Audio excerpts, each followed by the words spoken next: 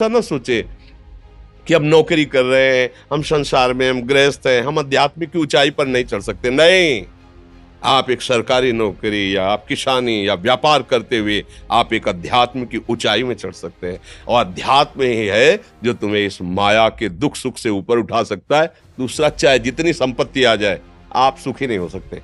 सब देख लो, आंख खोल के देख लो, अध्यात्म ही है जो तुम्हें हर कष्ट सहकर मुस्कुराकर जीने का रास्ता बता देगा कि आप आनंदित हो जाओगे। कुछ नहीं बिगड़ा, अध्यात्म है तो कुछ नहीं बिगड़ा, अध्यात्म नहीं है तो कुछ नहीं बना, कुछ हाथ नहीं लगने वाला। हमारी कमजोरी क्या है? हम परेशान हो जाते हैं। संसार में देखो तो परेशान, परमार्थ की तरफ देखो तो हम परेशान हो, ये हमारा आदत स्वभाव बन गया परेशान होना। थोड़ा सा धैर्यवान बनो, गंभीर बनो।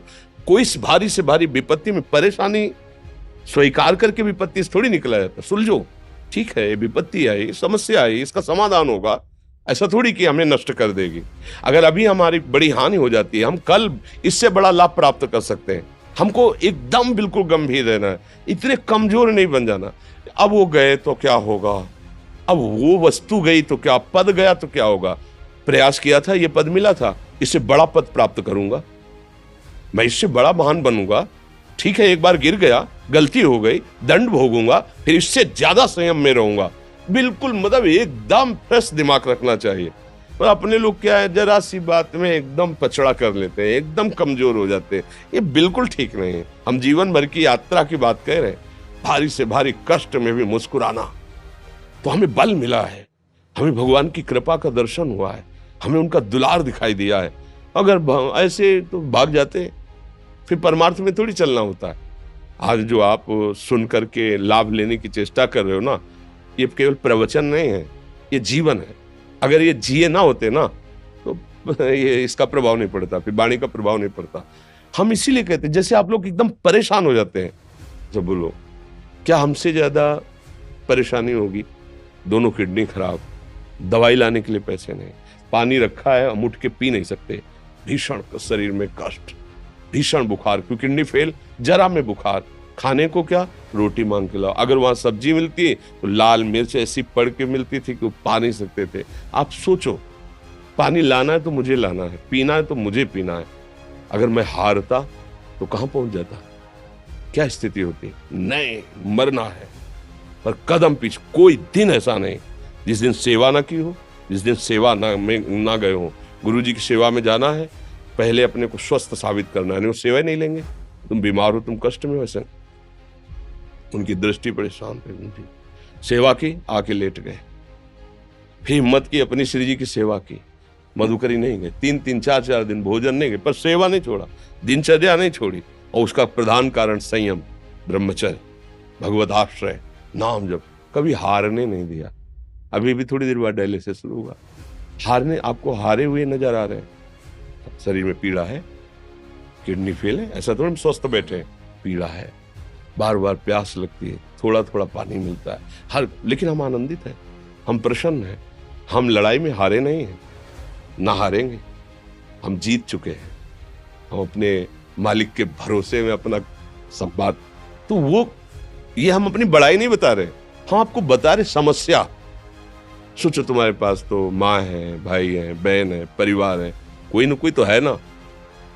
मेरा किसी ने कभी जीवन में ध्यान भी नहीं दिया। क्यों? बचपन से बाबा जी बन गए, किसी से प्यार नहीं, किसी से संबंध नहीं, कोई जानकारी नहीं, हम कहाँ हैं, वो कहाँ, किसी से कोई मतलब नहीं। अच्छा, जवान साधु कौन श्रद्धा करे? कभी गांव जाने की हिम्मत नहीं पड़ती कि रोटी मांग ले, पता नहीं लोग क्या सोचेंगे, क्या भावना कर ले। हम दरवाजे पे खड़े हैं, क्या कैसी भाव, जो हमारे सामने आकाश वृत्ति से आया यौवन अवस्था में, वही पाया, अन्यथा भूखे रह गए। जब हम हर समय अपने को विवेक के द्वारा सावधान रखे तो हम कभी निराश नहीं हुए, कभी उदास नहीं हुए, कभी ऐसा नहीं लगा कि यार हम दुखी, कभी नहीं लगा।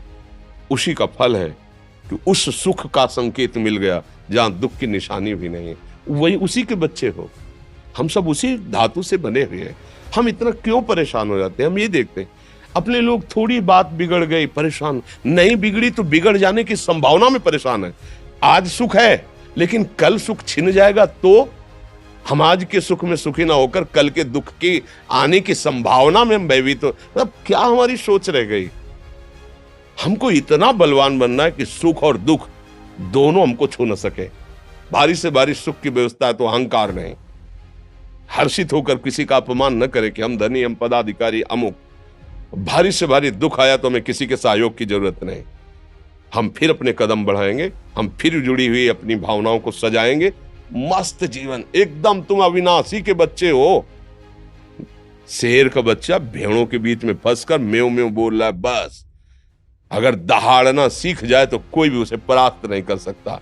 ऐसे भगवद अंश, तू प्रपंच में फंसकर अपने को इतना दीन क्यों देख रहा है? तू ऐसा है कि भगवान के दिव्यास्त्र में भी ताकत नहीं तेरे को मार सके। तू अविनाशी का अविनाशी बच्चा है। विनाशी भोगों को, विनाशी शरीर को मैं मान के इतना भयभीत, इतना दुख ठीक नहीं।